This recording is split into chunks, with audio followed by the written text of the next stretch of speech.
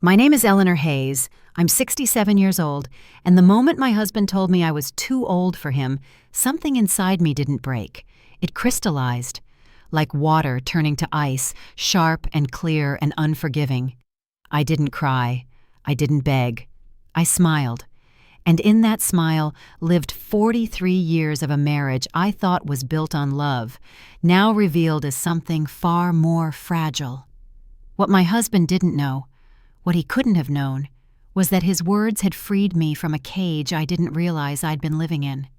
And 1 week later, when I walked into his office party holding the hand of his boss, watching his face drain of color as the truth settled over him like a shroud, I understood that some kinds of justice don't announce themselves with thunder. They arrive quietly, on the arm of a woman who finally learned her worth. But I'm getting ahead of myself. Let me take you back to where it started. The marriage had been ordinary for so long that ordinary became invisible. 43 years of ordinary. Breakfast at 7, his coffee with 2 sugars, my tea with lemon. The newspaper divided between us like a border we'd agreed never to cross. He took sports and business. I took arts and living. We'd carved our lives into neat sections that never bled into each other, never made a mess, never demanded anything beyond routine. I didn't mind it, not really.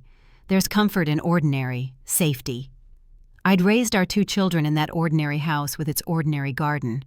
I'd built a life that looked, from the outside, like contentment. Our daughter Melissa lived in Seattle now, managing a tech startup.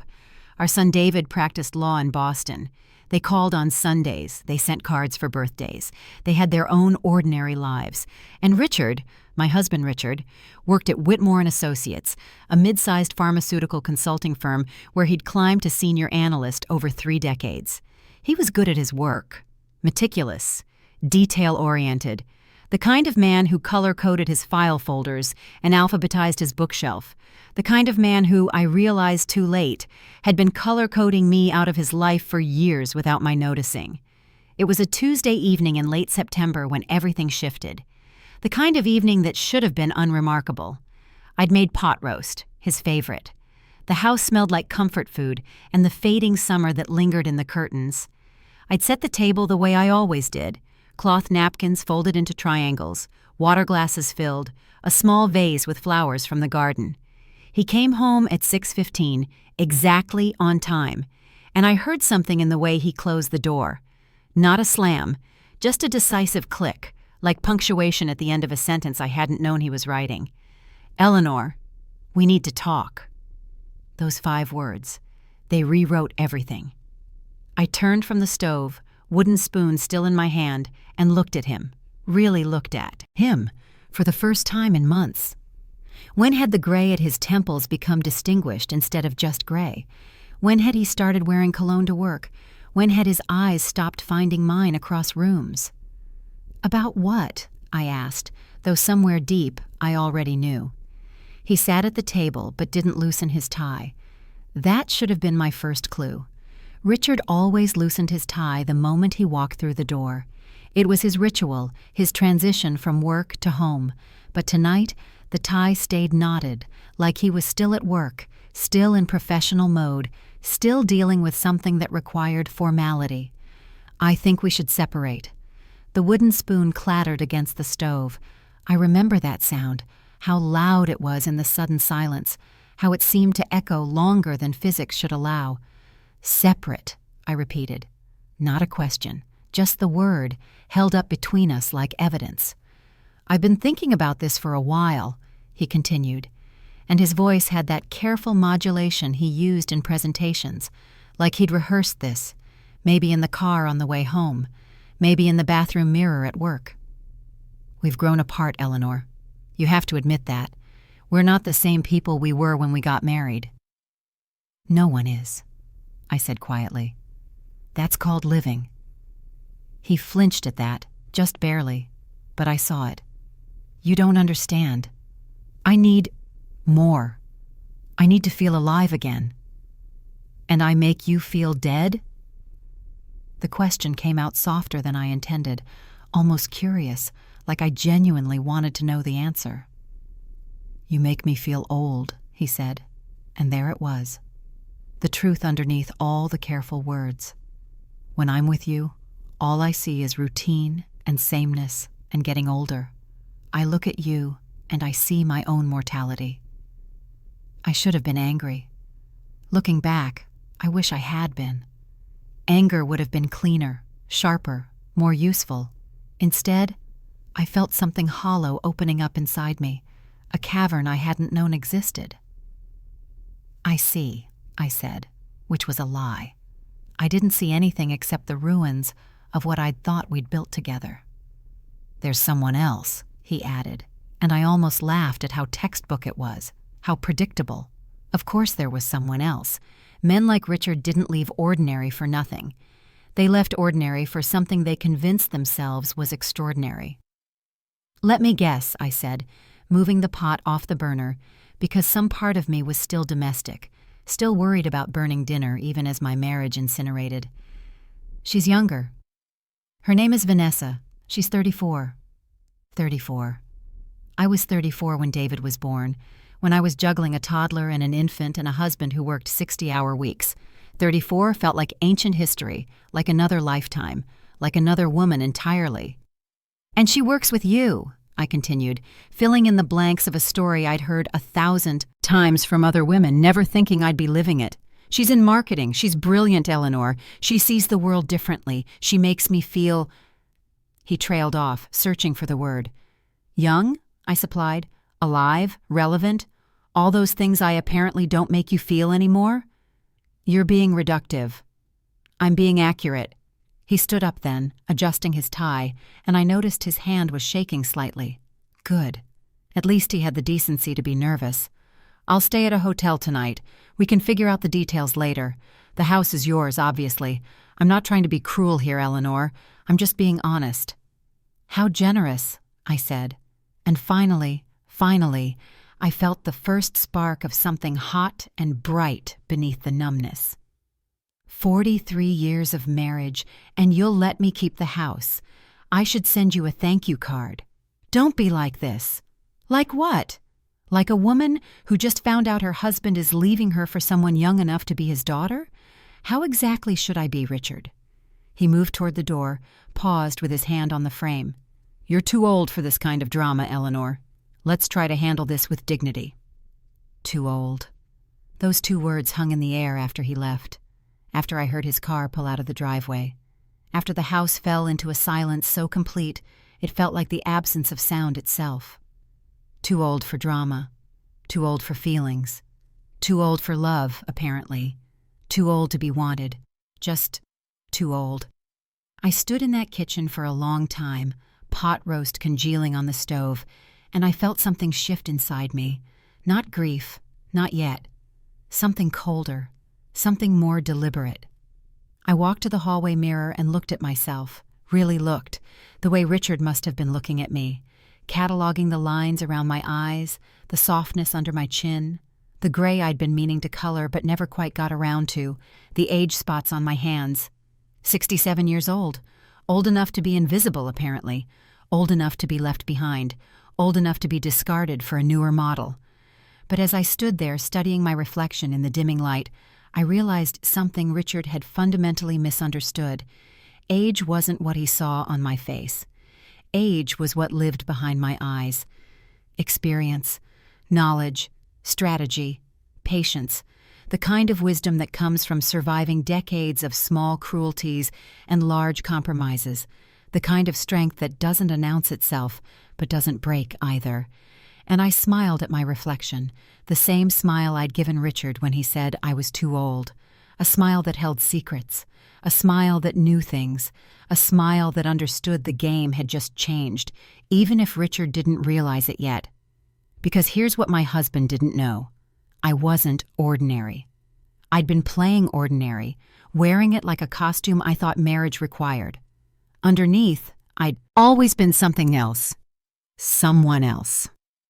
The phone rang, cutting through my thoughts. I picked it up without checking the caller ID. Mrs. Hayes, this is James Whitmore. I froze. James Whitmore, Richard's boss, the CEO of Whitmore and Associates. Why on earth would he be calling my house at 7:30 on a Tuesday evening? Mr. Whitmore, I said carefully, this is unexpected. I apologize for calling so late. I hope I'm not interrupting dinner. His voice was warm, cultured, with a hint of something I couldn't quite place. Amusement, maybe? No interruption at all, I said, glancing at the ruined pot roast. What can I do for you? Actually, I'm calling because I need your help. I'm putting together the company's annual charity gala, and I remembered that you have significant experience in event planning. Your work with the Children's Hospital Foundation has been extraordinary. I blinked. That was not what I'd expected. I'm flattered you're aware of my work, Mr. Whitmore, but I'm not sure I'm the right person. Please, call me James. And you're exactly the right person. I've seen what you've accomplished with limited budgets and difficult logistics. Our gala is in 6 weeks, and quite frankly, it's a disaster. The previous coordinator quit last week, and I'm desperate. I'd consider it a personal favor if you'd at least come to the office and let me show you what we're working with. I'm willing to pay very well for your expertise. Something in his tone made me pause. This wasn't just about event planning. There was a subtext I couldn't quite read, an undercurrent that felt almost intentional. When would you like me to come in? I asked slowly. Would tomorrow work? Say 10 o'clock? I'll have my assistant prepare all the relevant materials. Tomorrow works fine. Excellent. I look forward to it, Eleanor. May I call you Eleanor? Of course. Then I'll see you tomorrow, Eleanor. And Eleanor, thank you. You're saving my life here. After he hung up, I stood holding the phone, feeling the first stirrings of something I hadn't felt in years.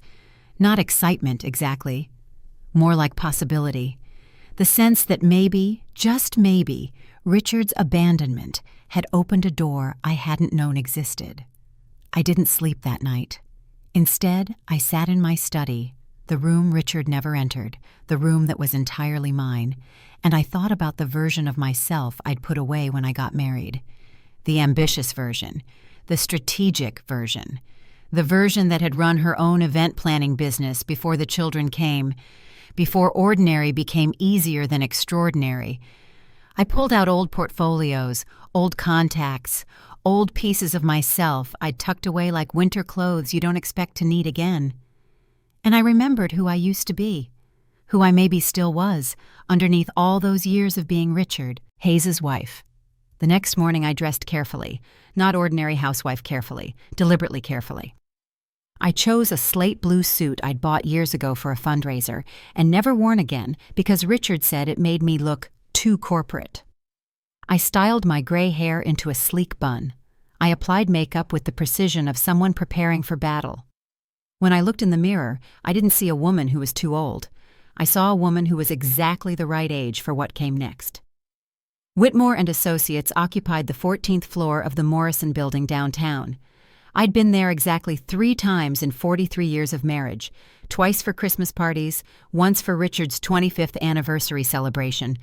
I'd always felt like a visitor in Richard's professional world, someone allowed in temporarily, but never really belonging. Today felt different. The elevator opened onto a reception area that smelled like expensive coffee and quiet money. The receptionist, a young woman with perfect nails and a practiced smile, looked up from her computer. Can I help you? Eleanor Hayes. I have a 10 o'clock appointment with Mr. Whitmore. Something flickered across her face, surprise maybe, or recognition, but she recovered quickly. Of course, Mrs. Hayes. Mr. Whitmore is expecting you. Please, follow me. She led me down a hallway lined with abstract art and corporate awards, past offices where people worked behind glass walls like exhibits in a museum of professional ambition. I caught glimpses of Richard's office, empty, thankfully, and felt nothing. No nostalgia, no pain, just a distant curiosity about what I'd ever found compelling about this sterile space. The receptionist knocked on a door at the end of the hall, then opened it. Mrs. Hayes is here, Mr. Whitmore. Eleanor, please come in. James Whitmore stood up from behind his desk, and I had to pause for a moment to recalibrate my expectations. I'd seen him before, of course, at those company events, but always from a distance, always as Richard's boss, always filtered through the lens of my husband's career. Up close, he was different than I remembered. He was perhaps 55, maybe 60, with silver hair that had gone distinguished instead of gray, sharp blue eyes that seemed to catalog everything, and a way of moving that suggested confidence so natural it didn't need to announce itself. He wore his authority the way some men wear cologne, subtly, but unmistakably present. "Thank you for coming on such short notice," he said, gesturing to a chair across from his desk. "Can I get you coffee? Tea?" "Coffee would be lovely." He poured 2 cups from a carafe on the sidebar, and I noticed his hands were steady, elegant, the hands of someone who'd never had to doubt himself. He handed me a cup, china, not styrofoam, with the company logo in gold leaf, and sat across from me, not behind his desk, but in the matching chair beside mine. A power move probably, but also somehow intimate. "So," he said, settling back with his own coffee. "Let me be honest with you, Eleanor. The gala is in terrible shape, yes. I do need help, but that's not entirely why I called you." I raised an eyebrow. "Oh?" "I've been aware of your work for some time. Your fundraising for the Children's Hospital Foundation has been exceptional. Last year's event raised over $2 million, I believe?" $2.3 million, I corrected automatically, then caught myself. When had I started downplaying my accomplishments? "But I'm surprised you know about that." "I make it my business to know about talented people, regardless of where I encounter them. And I've been thinking for a while that Whitmore and Associates could benefit from a community relations director. Someone who understands high-level event planning, donor cultivation, strategic positioning. Someone with your exact skill set." I set my coffee cup down carefully. "Mr. Whitmore. James. James, are you offering me a job?" "I'm offering you an opportunity. Part-time to start if you prefer, flexible schedule, generous compensation, and the chance to do something significant." He paused, and those sharp blue eyes met mine with an intensity that felt almost like recognition. "You're too talented to spend your life volunteering for other people's organizations, Eleanor. Build something for yourself." Too talented, not too old. Too talented. I felt something unlock in my chest, some door I hadn't known was closed, swinging open. This seems very sudden. "The best opportunities usually are." He leaned forward slightly. "I'll be honest, and I hope you'll forgive my directness. I'm aware that your husband works here. I'm aware that might complicate things, but I'm also aware that Richard Hayes is lucky to have you, and if he doesn't recognize that, it's his loss, not yours." The statement hung in the air between us, loaded with implications I wasn't quite ready to examine. "You seem to know a great deal about my personal life, James.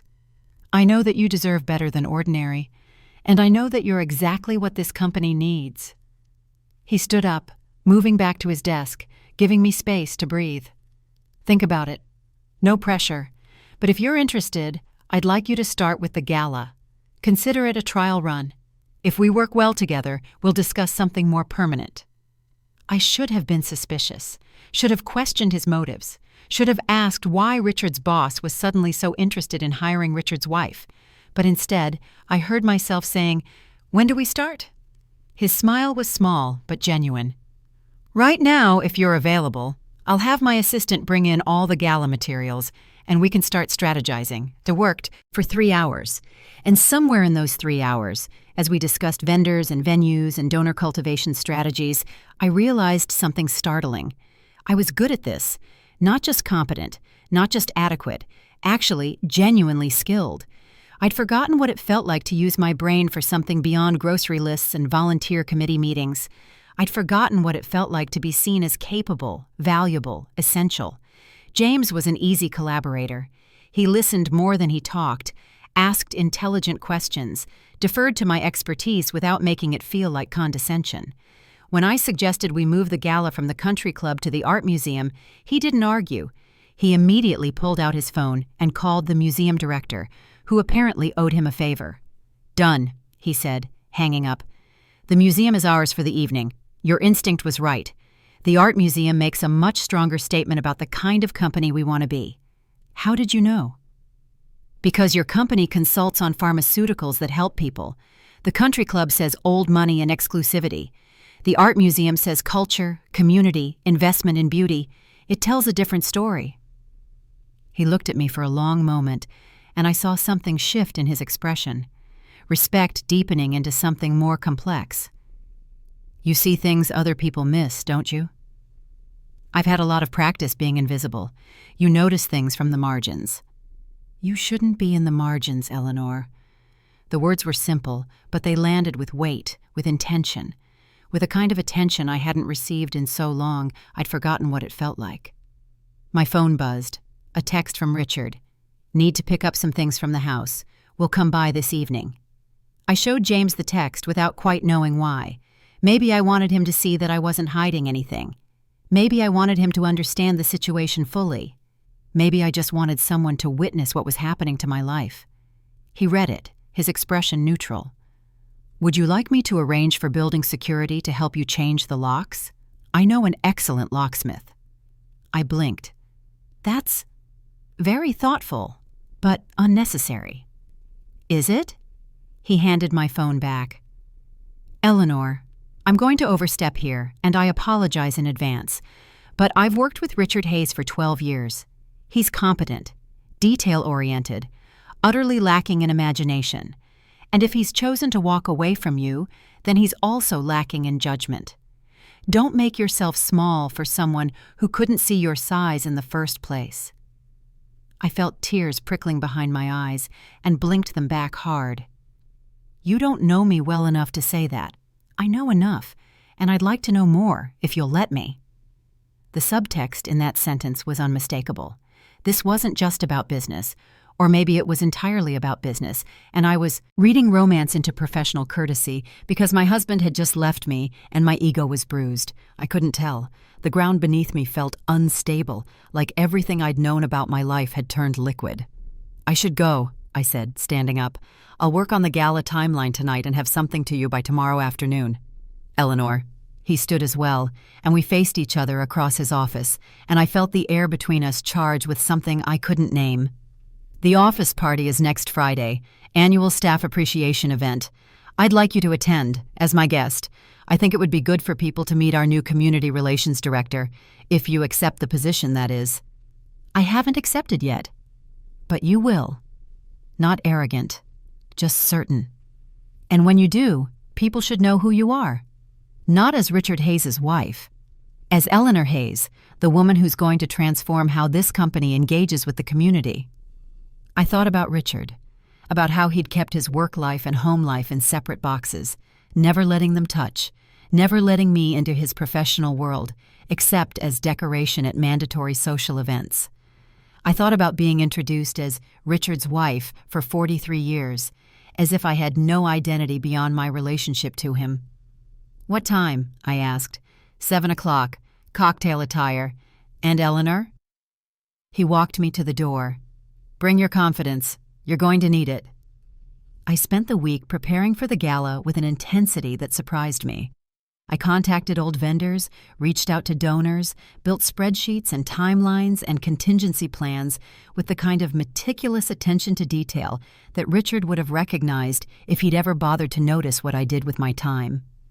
James and I met 3 more times that week, twice in his office and once for lunch at a restaurant downtown, where the hostess knew his name and the wine list was extensive. Each meeting felt like a conversation that had started somewhere else and was just continuing, like we'd known each other longer than we actually had.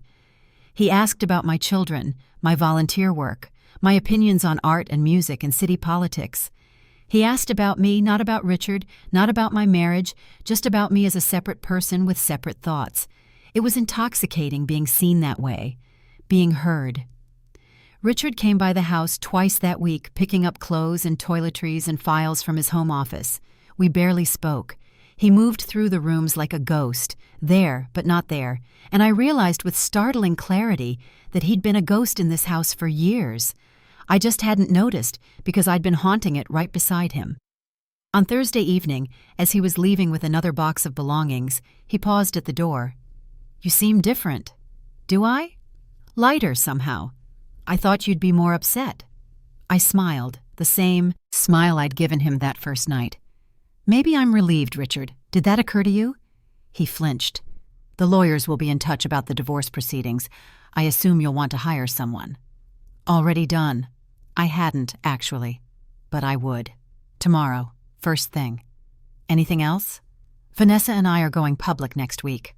I wanted you to know before you heard it from someone else. How considerate. Don't be bitter, Eleanor. It's not attractive. And we wouldn't want that, would we?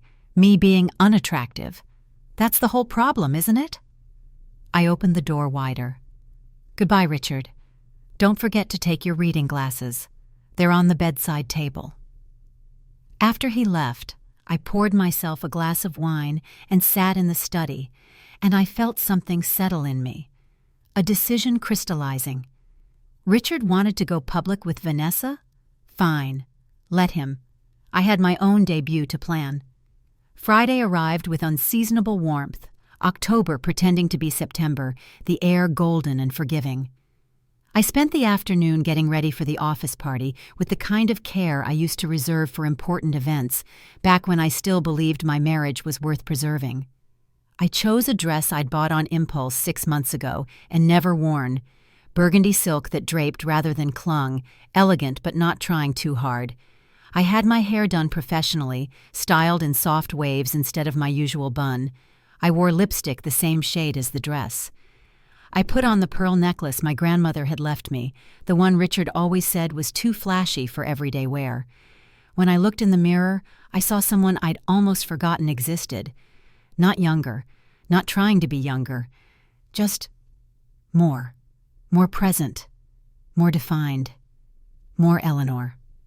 The office party was being held at the Meridian Hotel, in the ballroom on the 3rd floor. I arrived at 7:15, late enough not to seem desperate, early enough not to be dramatic. The room was already full of people holding drinks and making conversation, the low roar of professional networking filling the space like white noise. I stood in the doorway for a moment, scanning the crowd, and I saw Richard across the room with Vanessa. She was exactly what I expected. Young, pretty in a conventional way, dressed in something tight and attention-seeking. She had her hand on Richard's arm possessively, and he was smiling at her with an expression I remembered from early in our marriage, back when he used to look at me like that. I felt nothing, no jealousy, no pain, just a distant curiosity about who that man was and why I'd spent 43 years married to him. Eleanor. I turned, and James was there, looking distinguished in a charcoal suit, holding 2 glasses of champagne. He handed me one. "You look stunning," he said, and it wasn't a line. It was an observation, delivered with the same directness he applied to business decisions. "Thank you. So do you." "Ready to make an entrance?" "I thought I just did." "That was just walking into a room. This is different." He offered his arm, and I took it, feeling the solid warmth of him beside me, feeling the way his presence changed the space around us, how people automatically made room, how attention shifted in our direction like iron filings following a magnet. We walked into the party together, and I felt the moment the room noticed, felt the ripple of recognition, the double takes, the whispered questions. That's Eleanor Hayes, Richard Hayes' wife. What is she doing here with Whitmore? Are they... James guided me through the crowd with easy confidence, introducing me to people as Eleanor Hayes, our new Community Relations Director, emphasizing my name, my title, my independent identity. People shook my hand, asked intelligent questions about the gala, treated me like someone who mattered. And then we reached Richard. He saw me before I saw him, and I watched his face go through several expressions in rapid succession: confusion, recognition, shock, something that might have been embarrassment or might have been anger. Vanessa looked between us, clearly trying to work out the dynamics. "Eleanor?" Richard's voice was higher than normal. "What are you doing here?" "I work here now," I said pleasantly. "Didn't James mention? He's hired me as Community Relations Director. I'm organizing the gala." Richard looked at James, then back at me, then at James again. "You hired my wife." "I hired Eleanor Hayes," James corrected smoothly. "One of the most talented event strategists in the city. The fact that you happen to be married to her is incidental." "Was married," I added gently. Or will be soon anyway. The lawyers are handling it. Vanessa's hand tightened on Richard's arm. Up close, I could see she was wearing too much makeup, trying too hard to look sophisticated. She was pretty, yes, but there was something unfinished about her, something that hadn't settled yet. She looked at me with undisguised hostility. You must be Vanessa, I said, extending my hand. Richard's mentioned you. Congratulations on your relationship. I hope you'll be very happy together. She took my hand limply, clearly unsure how to respond to graciousness from the woman she'd replaced. Thank you? Richard's wonderful at many things, I continued, my tone warm and conspiratorial. Organization, punctuality, following instructions. Though I should warn you, he snores terribly after he's had more than 2 drinks, and he's hopeless about replacing the toilet paper roll, but I'm sure you'll find that charming. James made a sound that might have been a cough, or might have been suppressed laughter. Richard's face had gone an alarming shade of red. Eleanor, this is inappropriate. Is it? I'm just making conversation. Isn't that what we do at office parties? Make polite conversation? I smiled at him, and I knew he saw everything in that smile. The 43 years, the casual dismissal, the too old comment. All of it reflected back at him, wrapped in politeness so sharp it could draw blood. If you'll excuse us, James said smoothly, his hand settling on the small of my back, possessive but not presumptuous.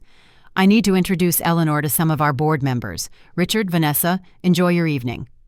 He steered me away, and I could feel Richard's eyes following us, could practically hear the gears grinding in his head as he tried to make sense of what had just happened. That was masterful, James murmured, as we moved through the crowd. Gracious and devastating at the same time. Where did you learn that? 43 years of practice, I said. You learn a lot about strategic kindness in a marriage. And here I thought I was the strategist. We spent the next hour working the room together, and I fell into the rhythm of it easily. The introductions, the small talk, the delicate dance of professional networking. James introduced me to board members, major donors, community partners, always positioning me as an equal, a colleague, someone worth knowing, not his date, not decoration, a professional. But there was something else happening underneath the professional courtesy, something in the way his hand kept finding the small of my back, the way he leaned in when I spoke, the way his attention never wavered from me, even in a room full of people competing for it, something that felt deliberate and patient and inevitable. Around 9 o'clock, we stepped out onto the hotel's terrace for air. The city sprawled below us, lights scattered like fallen stars, and the October night had turned cool enough to make me shiver slightly. James shrugged out of his jacket and draped it over my shoulders without asking. It smelled like him, something expensive and understated, cedar maybe, or sandalwood. Thank you, I said, for all of this, the job, the introduction, making me feel like I'm not just Richard's discarded wife. You were never just that, Eleanor.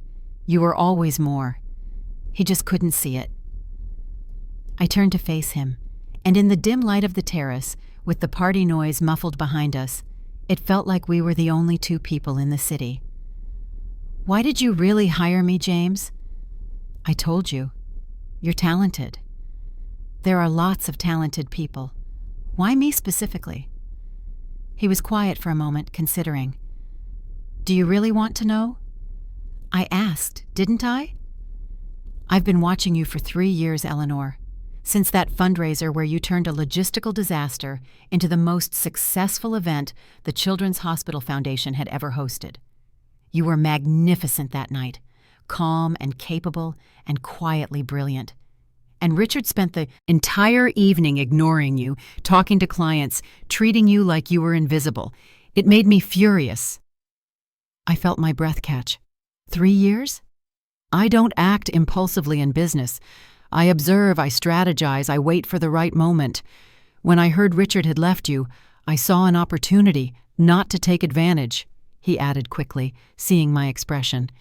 To correct an injustice. You deserve to be seen, Eleanor, really seen, and if Richard was too blind to do it, then I wanted to give you that chance. That's quite a long game to play, James. I'm very patient when it matters."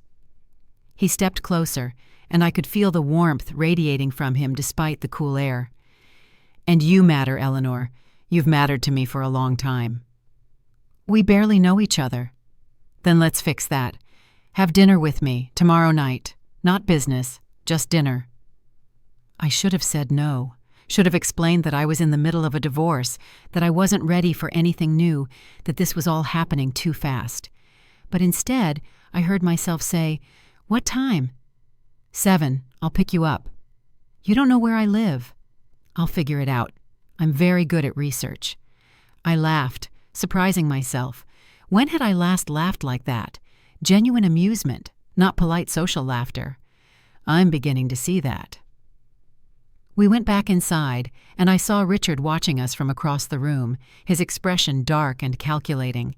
Vanessa was nowhere in sight, probably in the bathroom, I thought uncharitably. Let Richard stew. Let him wonder. Let him feel what it's like to be left in the margins while someone else gets the attention. The party wound down around 11. James walked me to my car, his hand still resting lightly on my back, that casual touch that somehow felt more intimate than anything Richard had done in years. "Thank you for coming tonight," he said as we reached my car. "You made it significantly more enjoyable than these things usually are." "Thank you for inviting me, and for everything else. Eleanor." He caught my hand as I reached for the car door. "What happened in there with Richard? Was that okay? I wasn't trying to make things difficult for you." "You didn't make anything difficult. You made things clear. There's a difference." He lifted my hand, and for a moment I thought he might kiss it, some old-fashioned gesture that would have been ridiculous, except I found myself wanting it. But instead he just squeezed it gently and let go. "Tomorrow night," he said. 7 o'clock. Wear something that makes you happy." I drove home with his jacket still draped over my shoulders, the scent of cedar and expensive cologne filling the car, and I felt something I hadn't felt in decades. Anticipation. The sense that tomorrow might be different from yesterday, might hold possibilities instead of just routines. The house was dark and empty when I got home, but it didn't feel lonely anymore. It felt peaceful. Mine. I poured another glass of wine and sat in the study, and I thought about the last week, about how quickly everything had changed, about how a life could transform in 7 days. My phone buzzed. A text from Richard. "We need to talk." That display tonight was embarrassing. I deleted it without responding. Another text, this time from Melissa. "Mom, Dad just called me ranting about you and his boss. What's going on?" I typed back. "Long story. I'll call you tomorrow. Everything's fine.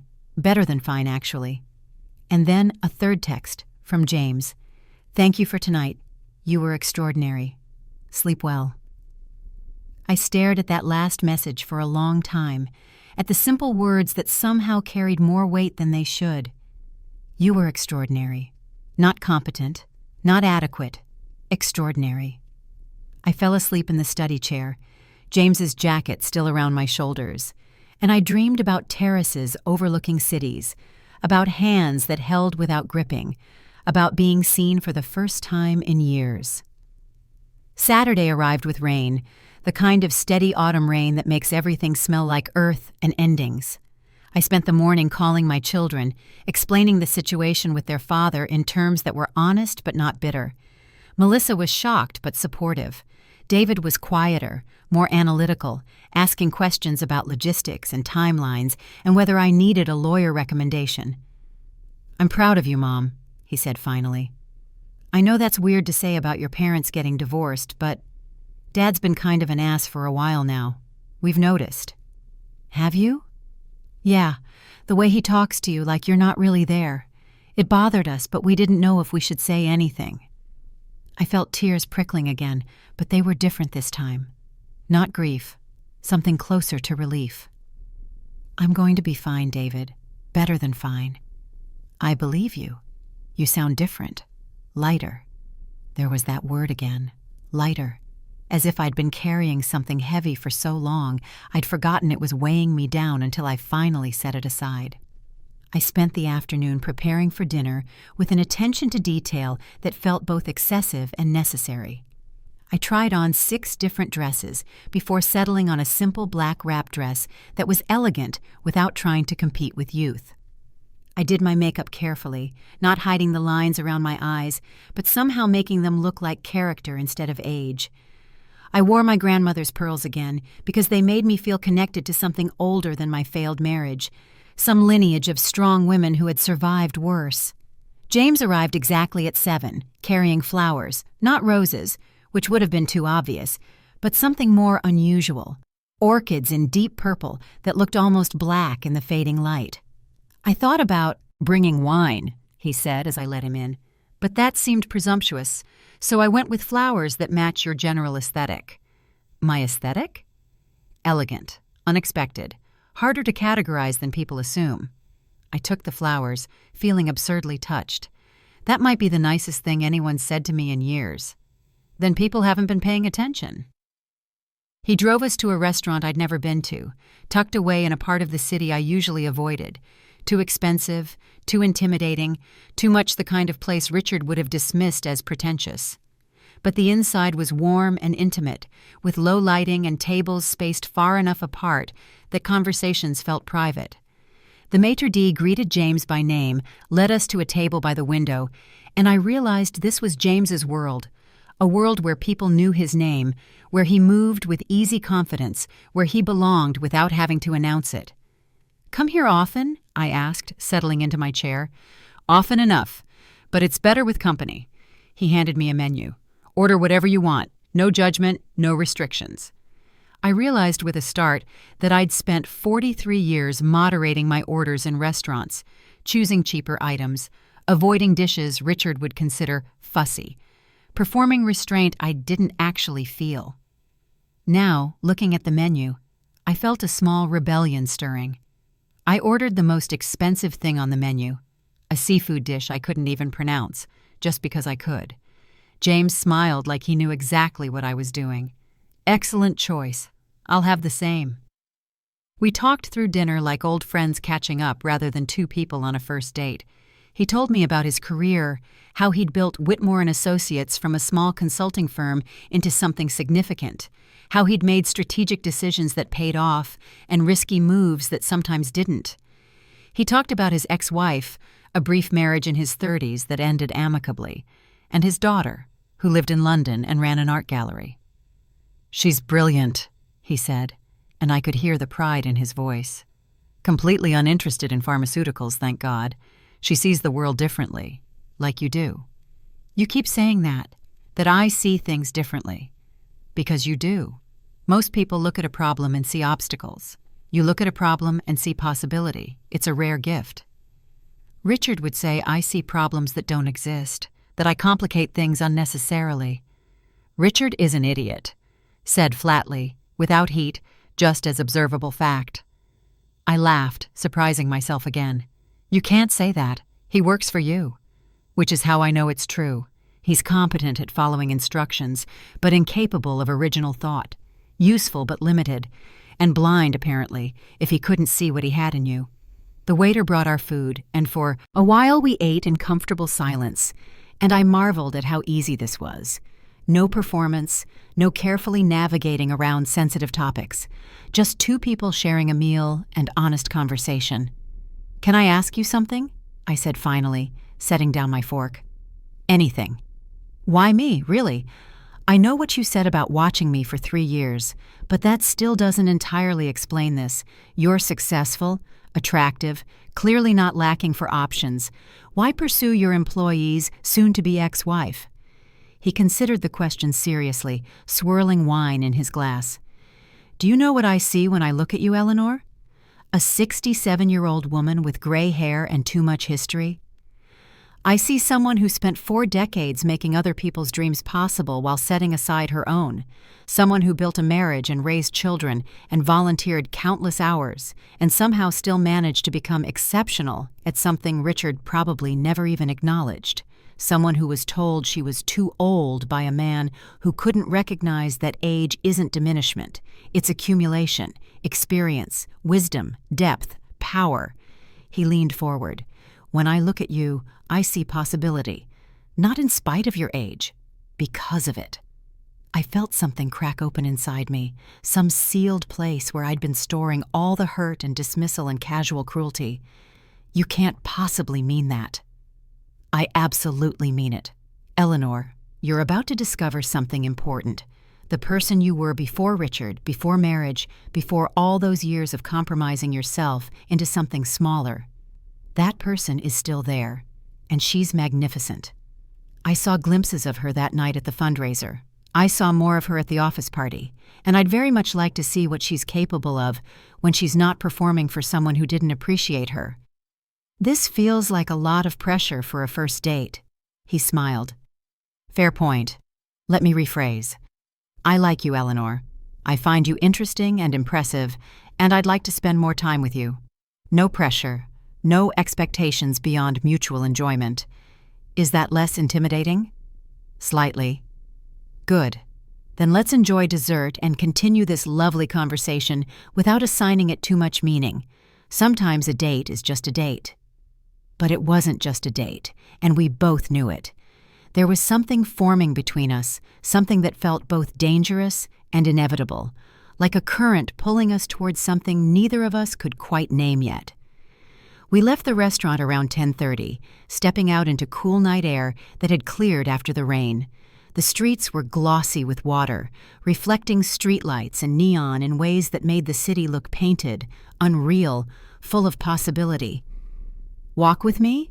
James asked, and I nodded, and we walked through the city like two people without anywhere particular to be, just moving through space together, our shoulders occasionally brushing. "Tell me something true," he said suddenly. "About what?" "About you. Something you've never told anyone. Something that matters." I thought about it as we walked, as the city moved around us. Late-night pedestrians and taxis, and the low hum of urban life continuing even as the hour grew late. "I used to write," I said finally. "Poetry. Terrible poetry, probably, but it meant something to me. I filled notebooks with it when I was younger, before I got married. And then Richard found them one day, read them, and laughed, said they were melodramatic and self-indulgent. I never wrote another line after that. Just stopped. Put the notebooks in a box, and never opened them again." James stopped walking, turned to face me. "That's heartbreaking, Eleanor. It was a long time ago. That doesn't make it less heartbreaking. Do you still have the notebooks?" "Somewhere in the attic, probably. I haven't thought about them in years." "Find them," he said. "Not for me, not even for publication or validation. Find them because they're part of who you are, and that person deserves to be remembered." I felt tears threatening again and blinked them back. "You're very good at this." "At what?" "Seeing people, making them feel visible. Only people worth seeing, and Eleanor, you are very much worth seeing." He drove me home, walking me to my door like this was still 1950, and such courtesies mattered. At the door, he paused, hands in his pockets, and I could see him calculating something, deciding something. "I'm going to kiss you goodnight," he said, "if that's okay. And you're free to say no. No pressure, no consequences at work. Just, I'd very much like to kiss you, Eleanor, and I believe in being direct about these things." I should have hesitated, should have thought about timing and appropriateness and what people would say. But instead, I heard myself respond, "I'd like that too." He stepped closer, one hand coming up to cup my face gently, his thumb brushing my cheekbone. And then he kissed me, soft and deliberate and patient, like we had all the time in the world. It wasn't the passionate kiss of youth. It was something better, the kiss of two people who knew what they were doing, who understood that slow could be more devastating than fast, who recognized value when they found it. When he pulled back, I felt breathless and young and absolutely terrified. "Good night, Eleanor," he said softly. "Thank you for tonight. Thank you for seeing me. Always." I watched him drive away, then went inside and stood in the dark hallway, touching my lips, feeling like I'd crossed some invisible threshold I hadn't known existed. My phone buzzed. Another text from Richard. Another demand for conversation. Another attempt to control a narrative that no longer belonged to him. I blocked his number. Then I walked up to the attic, pulled the chain that turned on the single bare bulb, and started searching through boxes until I found them. 5 notebooks filled with terrible teenage poetry and earnest college verse, and the careful observations of a younger woman who still believed words could change the world. I brought them down to the study and started reading, and I wept for the girl who had written these lines, for all the years she'd been silent, for all the ways she'd made herself smaller to fit into someone else's vision of who she should be. And then I picked up a pen and started writing again. The next few weeks moved with a momentum I couldn't have predicted. The gala planning consumed my days. Vendor meetings, budget negotiations, donor cultivation. I was good at it. Better than good. I was exceptional. And watching the event come together under my direction gave me a satisfaction I hadn't felt in years. James and I fell into a pattern that was professional at work and something else entirely outside of it. Dinners twice a week, long phone conversations that started about business and drifted into philosophy, books, life. He was courting me, I realized, not in the modern sense of casual dating. Actually courting me, deliberate, patient, making his intentions clear without demanding anything in return. Richard found out, of course, office gossip being what it is. He showed up at the house one evening, letting himself in with a key I'd forgotten he still had, and I found him in the living room when I got home from a vendor meeting. "We need to talk," he said, and there was something dangerous in his voice. "Then call my lawyer, and leave your key on the table when you go. You're sleeping with my boss, Eleanor. Do you have any idea how that makes me look?" I set down my bag carefully. "I'm not sleeping with anyone, Richard. Not that it's your business anymore. You left, remember? You chose Vanessa. You told me I was too old. So what I do now, who I spend time with, that's not your concern. Everyone at work is talking about it. About you and Whitmore. They think what exactly? That a woman my age couldn't possibly be interesting to anyone without some ulterior motive? That I must be using him or he must be using me? Let them think whatever they want. I stopped caring about office gossip around the same time you told me I was too old for drama." His face was red again. That same angry flush I'd seen at the office party. "This is revenge, isn't it? You're trying to humiliate me." "Not everything is about you, Richard. I know that's hard for you to understand, but my life, my actual life, separate from being your wife, has nothing to do with you anymore. He's using you to get back at me, for something. I don't know what, but there has to be a reason." I laughed, and it was not a kind sound. "You actually can't conceive of any reason James might be interested in me except as some kind of chess move against you? That's how little you think of me? Even now?" "You're 67 years old, Eleanor. Be realistic." "I am being realistic. Realistically, I'm talented and interesting and capable of being valued by someone who isn't an emotionally stunted man-child who thinks aging is something that happens to other people." I picked up his key from where he'd set it on the side table and held it out. "Take your key and leave. And if you let yourself into my house again, I'll call the police. This is my house, too. Not for much longer. The lawyers are handling it, remember? Your idea." He took the key, fingers closing around it with white-knuckled pressure. "You're going to regret this. When he gets bored of whatever game he's playing, you'll realize you threw away our marriage for nothing." "I didn't throw away anything, Richard. You did. I'm just finally picking up the pieces and deciding they're worth more than what you offered." I opened the door. "Goodbye. Don't come back." He left, and I locked the door behind him, changed the locks the next morning, and felt lighter each time I performed another small act of severance. The gala was a triumph. The art museum glowed with careful lighting, the catering was flawless, the donor response exceeded every projection I'd made. I moved through the evening in a burgundy gown that cost more than I'd ever spent on a dress before, and I felt powerful and visible and absolutely certain that I was exactly where I belonged. James found me near the end of the evening, champagne in hand, surveying the crowd with evident satisfaction. "You did this," he said quietly. "All of it. This is extraordinary, Eleanor." "We did this," I corrected. You gave me the platform. I gave you a job. You created magic." He touched my elbow gently. "Dance with me?" The band was playing something slow and jazzy, and I let him lead me onto the small dance floor they'd set up in one of the galleries. His hand settled on my waist, mine on his shoulder, and we moved together with an ease that felt practiced, even though we'd never danced together before. "I have something to tell you," he said, and I heard the seriousness in his voice. "Should I be worried?"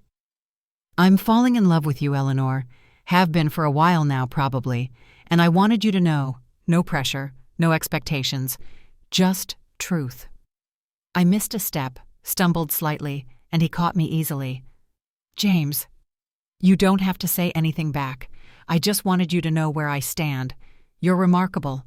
You've always been remarkable, and I consider it a privilege to watch you remember that about yourself." I looked up at him, at his face in the soft gallery lighting, at the certainty in his eyes, and I felt something inside me settle, like pieces clicking into place, like finding a language I'd forgotten I spoke. "I'm falling in love with you too," I said, surprised by how easy the words were. "It terrifies me, but it's true." He smiled, and it transformed his whole face. "Good. Terror means you're paying attention."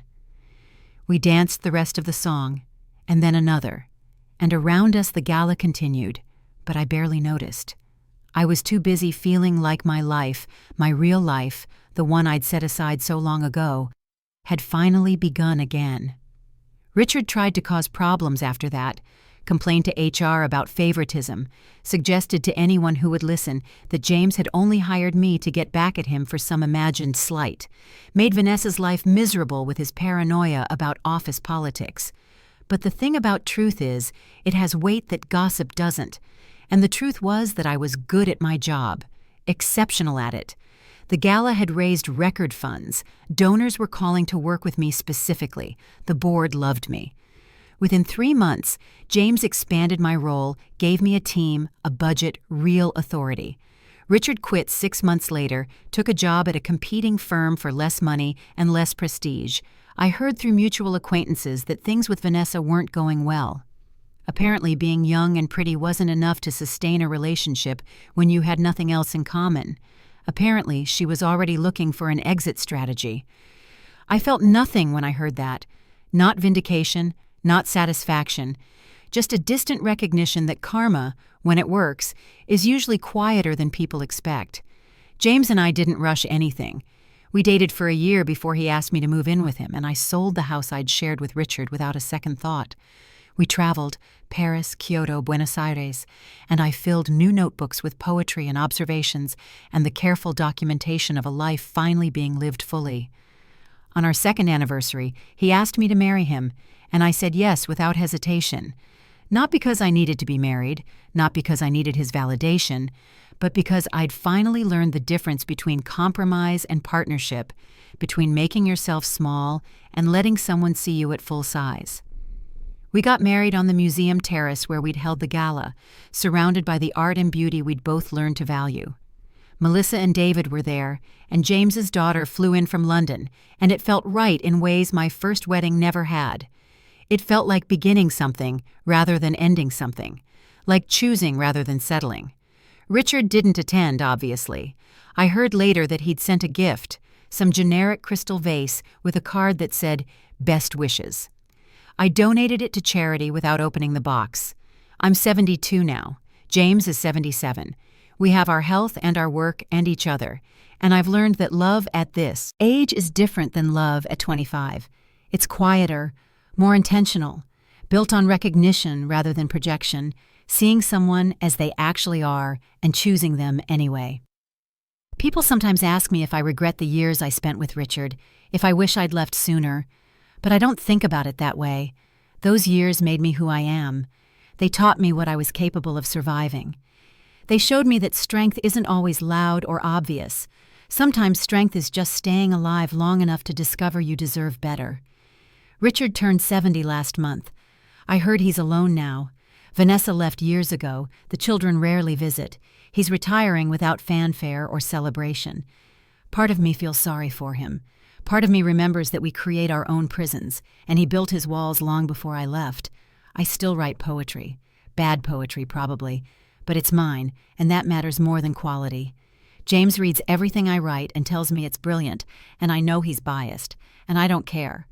We're planning a trip to Iceland next spring. James wants to see the northern lights. I want to walk on a glacier. We'll probably do both, because that's what partnership is, making room for two people's dreams, finding ways to make them fit together without either person disappearing. Sometimes I think about that night when Richard told me I was too old, and I realize it was the greatest gift he ever gave me, because it forced me to ask a question I'd never thought to ask before. Too old for what, exactly? Too old to be desired? Too old to start over? Too old to discover that everything I thought I knew about my life was just one version of a story that could be rewritten? I wasn't too old. I was exactly the right age to begin again. And when I look in the mirror now, I don't see an elderly woman the world has decided to overlook. I see someone who learned her worth, who refused to shrink, who discovered that being seen, really seen, by the right person matters infinitely more than being looked at by everyone. I see Eleanor Hayes, not Richard's ex-wife, not even James's wife, though I love him deeply. Just Eleanor. Finally, completely, unapologetically myself.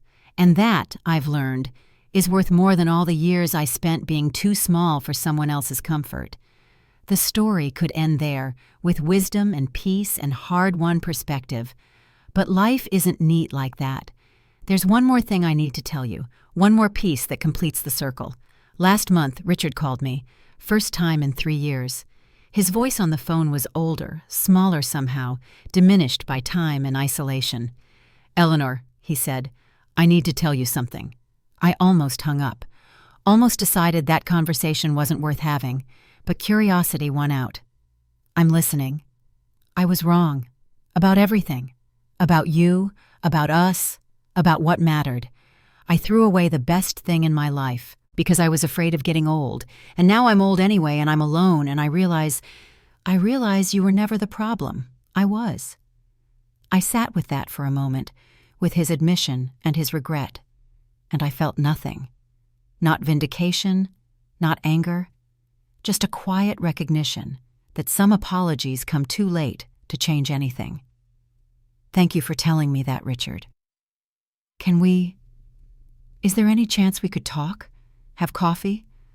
I'd like to explain. No, I said gently. I don't need an explanation. I don't need closure. I don't need anything from you at all, actually. I hope you find peace. I hope you learn to be comfortable with yourself. But that's not my responsibility anymore. It never was. Eleanor, please. Goodbye, Richard. I mean that kindly. Goodbye. I hung up, and James looked at me from across the room.